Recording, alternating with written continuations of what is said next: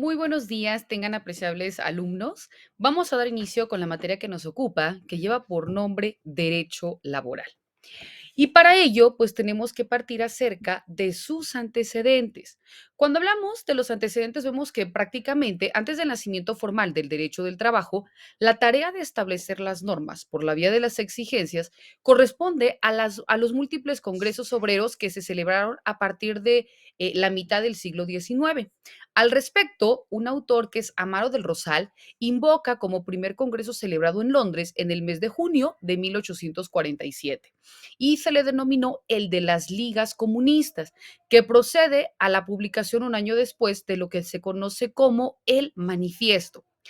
En 1862 y 1864 se tiene lugar en Londres dos conferencias preparatorias de la Primera Internacional, que quiere decir de la Asociación Internacional de los Trabajadores, conocida como AIT.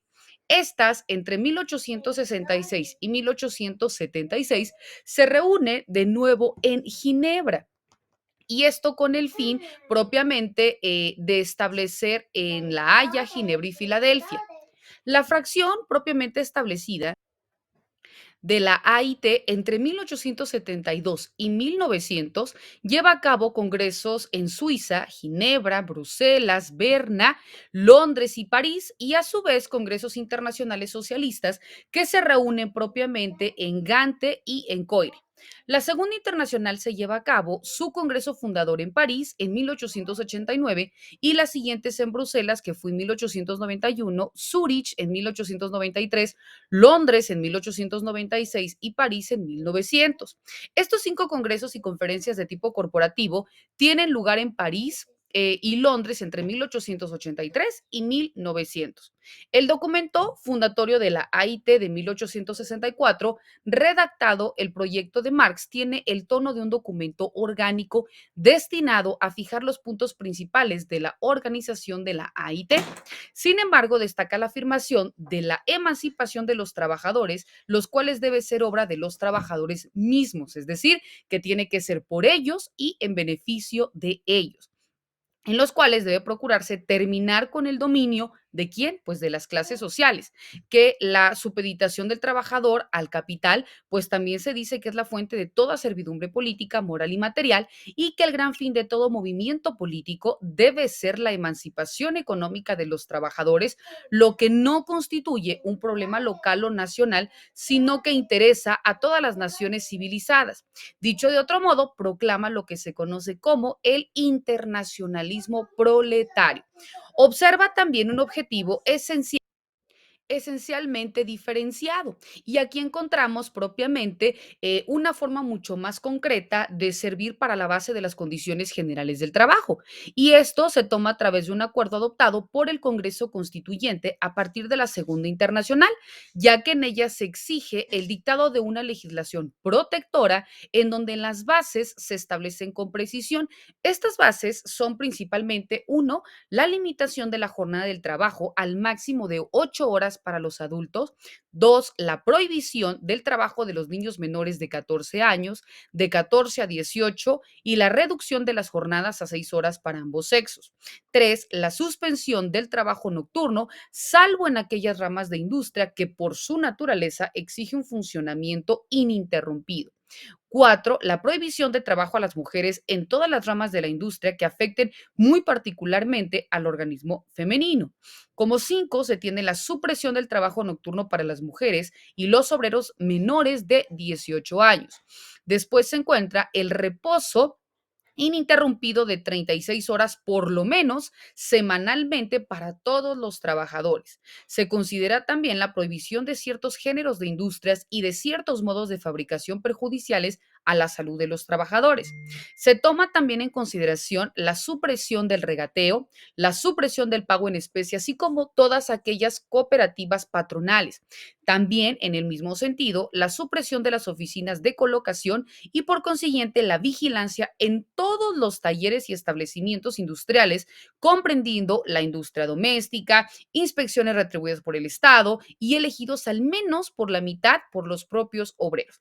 Por ello, se establece que estos principios enuncian las bases de una legislación laboral necesariamente protectora de los trabajadores y que no son propiamente enunciados de las leyes laborales puestas en vigor a finales del siglo XIX y a lo largo del siglo XX, ¿no? Salvo que se considera claramente esta etapa en cuanto al neoliberalismo y al revisionismo. También es importante tomar en consideración las primeras normas laborales que se establecen y acerca de estos las primeras manifestaciones normativas del derecho del trabajo surgen en Europa en los últimos años del siglo XIX y se consolidan en la segunda década del actual.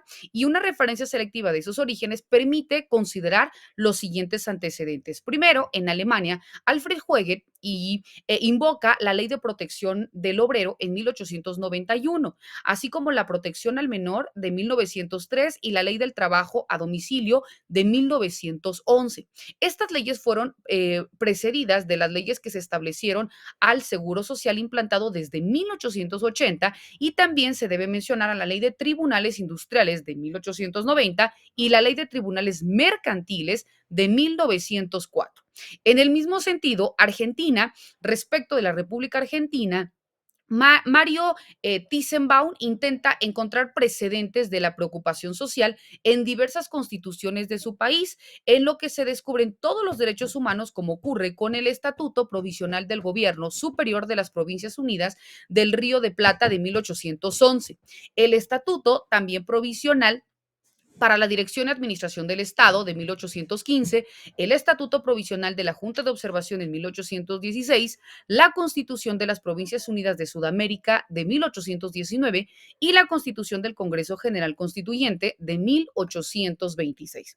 La Constitución de 1 de mayo de 1853, varias veces reformada y vigente hasta el año de 1949, consagra el derecho del trabajo y también el de asociación con fines útiles que tampoco constituyen ni la expresión del derecho del trabajo, sino que más bien consideran al derecho del trabajo como un derecho de asociación profesional. En el mismo sentido, en la Constitución de 1949, se establecen derechos de los trabajadores y se puso de relieve el principio de la función social de la propiedad. En Brasil, los primeros antecedentes surgen, según lo relata José Martins, en el decreto 439 de fecha 31 de mayo de 1890, que se establecen las bases de asistencia a la infancia en la capital federal. Se establece en el decreto número 843 del 11 de octubre de 1890 sobre los bancos obreros para auxiliar a la construcción de casas. En el mismo sentido, en la revocación de los artículos 205 y 206 del Código Penal, permite la huelga pacífica. En los decretos 1162 de fecha 12 de diciembre de 1890 y de 1313 del 17 de enero de 1891 regularon el trabajo de menores, fijando la edad mínima de 12 años y en los casos de aprendizaje solo de 8 años en las fábricas del Distrito Federal. En Chile se establece propiamente a través de Héctor Humegers establece que la historia de la legislación en Chile, obviamente relacionada en materia del trabajo, obliga y precisa tres etapas diferentes. La primera nos indica que, en rigor, muy estilo de los códigos civiles con referencias a los contratos de arrendamiento de servicios, corresponde a la legislación tradicional y en particular al Código Civil de Andrés Bello, donde es difícil encontrar una nota de interés social. También cita el Código de Comercio vigente 10 años después, agrega en cuanto a la mención de dos clases de trabajadores, factores mancebos o dependientes y hombres del mar, pero pues únicamente lo regula hasta ese sentido. Algo también se dice en el Código de Minas de 1888 y en el Código de Procedimientos Civiles, en el cual otorga ciertas preferencias de inembargabilidad a los salarios de los trabajadores. La segunda corresponde propiamente a las leyes especiales anteriores al 18 de septiembre de 1924 que abordan diversos temas, dentro de ellos las habitaciones para obreros, el descanso dominical, habla sobre las sillas, sobre accidentes de trabajo y sobre salas cuna y abarca un periodo entre 1906 y 1917. En el año de 1921, el presidente Alessandro Palma envió al Congreso un proyecto de Código del Trabajo y de Previsión Social que no fue nunca despachado, aunque su influencia sobre las leyes posteriores tuvo gran impacto. En 1924, con motivo de un movimiento revolucionario, se promulgaron diversas leyes que, según dice Hummers, no era otra cosa que el capítulo de un proyecto de ley y los temas se establecieron como trascendentales porque marcaron propiamente la regulación de un contrato de trabajo, de un seguro obligatorio de enfermedades e invalidez, de indemnizaciones por accidente de trabajo, de tribunales de conciliación y arbitraje, de organizaciones sindicales, de sociedades cooperativas y de contratos empleados de particulares. Después de 1924, también se dictó una serie de leyes sobre organización de la Secretaría del Estado de Higiene, de Asistencia, de Previsión Social y de Trabajo, y así como también de protección a la maternidad obrera, entre otras. Y se ratificaron diversos convenios de la Organización Internacional del Trabajo con una ley de 1927 que creó los tribunales propiamente de trabajo.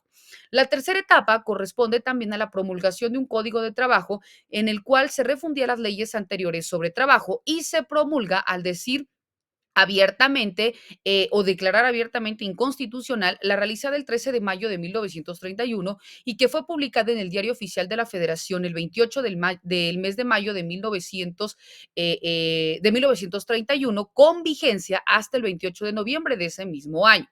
Posteriormente entra otro país importante en cuanto a este movimiento y es propiamente Colombia. Colombia, al respecto, Guillermo Guerrero Figueroa distingue en la evolución de la legislación del trabajo en su país tres periodos. El primero, entre 1900 a 1915. Y en este, diversas leyes se consagran en el derecho de descanso en los días de fiesta religiosa sin ningún tipo de remuneración, y esto fue en 1905. En ese mismo año se regula la jubilación de los magistrados principales de la Suprema Corte. En 1908, la Junta de Higiene dicta las reglas para proteger a los trabajadores de las fábricas de jabón, y en 1913 se otorga la jubilación a los maestros de escuelas primarias con 20 años de servicio. El segundo periodo comprende propiamente de 1915 a 1930. Aparece en 1915 la Ley 57 sobre reparación de accidentes de trabajo, en 1919 la Ley 78 sobre derecho colectivo y en 1920 la Ley 21 sobre conciliación y arbitraje. En ese mismo año, la Ley 37 crea el seguro de vida colectivo y por la Ley del 83 de 1923 se establece la Oficina General del Trabajo. El tercer periodo, de 1931 a 1945, se dictan las leyes sobre sindicatos, federaciones y confederaciones. Fue la primera de 1932. Respecto de la jubilación de los trabajadores, la ley primera, también de 1932, la ley 10 de 1934 introduce el concepto de contrato de trabajo, otorgando prestaciones de vacaciones, auxilio por enfermedad y cesantía por despido injusto.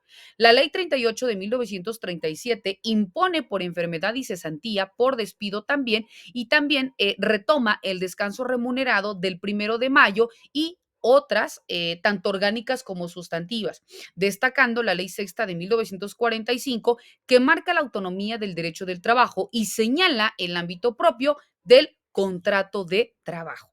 Esto como antecedentes del derecho del trabajo.